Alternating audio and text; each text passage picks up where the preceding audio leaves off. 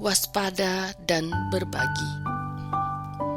Renungan diinspirasi dari Injil Lukas bab 12 ayat 13 sampai 21.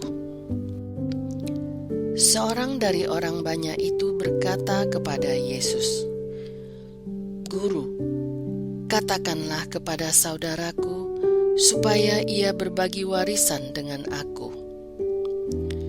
Namun Yesus berkata kepadanya, "Saudara, siapakah yang telah mengangkat aku menjadi hakim atau penengah atas kamu?" Katanya lagi kepada mereka, "Berjaga-jagalah dan waspadalah terhadap segala ketamakan, sebab walaupun seorang berlimpah-limpah hartanya, hidupnya tidaklah berasal dari kekayaannya itu." Lalu ia menyampaikan kepada mereka suatu perumpamaan.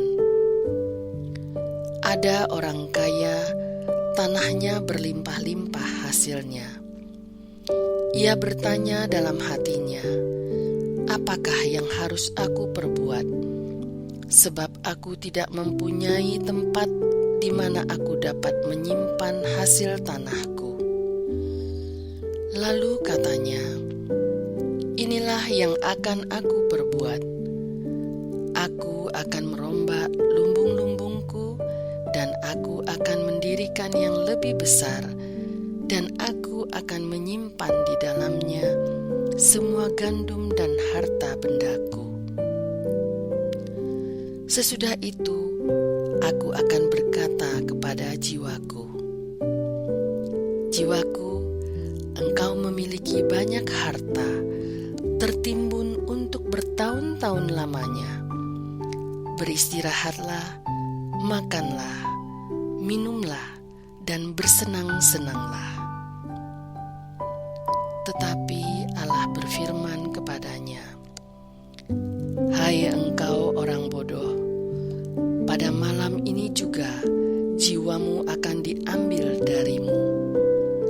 Dan apa yang telah kau sediakan, untuk siapakah itu nanti?' Demikianlah jadinya dengan orang yang mengumpulkan harta bagi dirinya sendiri, tetapi tidak kaya di hadapan Allah." Demikianlah sabda Tuhan. Terpujilah Kristus.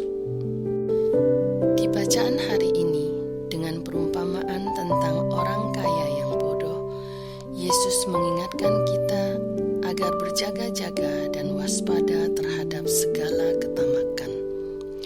Walaupun seorang berlimpah-limpah hartanya, hidupnya tidak berasal dari kekayaannya itu. Diumpamakan ada seorang kaya, menyadari hasil panen gandum yang berlimpah-limpah.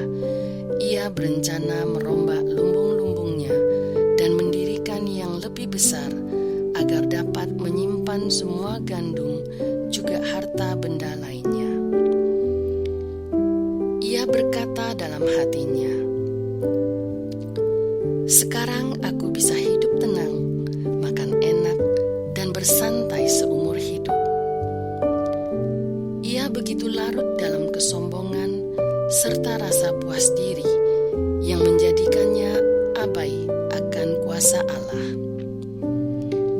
Sesungguhnya sekali Allah berfirman, pada malam ia masih berencana saja, jiwanya bisa diambil darinya. Lalu, untuk siapakah timbunan hartanya nanti? Merujuk perkataan pengkhotbah, ini adalah kesia-siaan dan kemalangan yang besar. Hidupnya kini tidak berasal dari kekayaan itu lagi. Apa faedah yang diperoleh si mati? Ada orang yang berjerih payah siang dan malam dalam kesusahan hati dan penuh kesedihan. Lalu, apa yang diperoleh harus ditinggalkan kepada orang yang tidak berjerih payah. Beberapa kali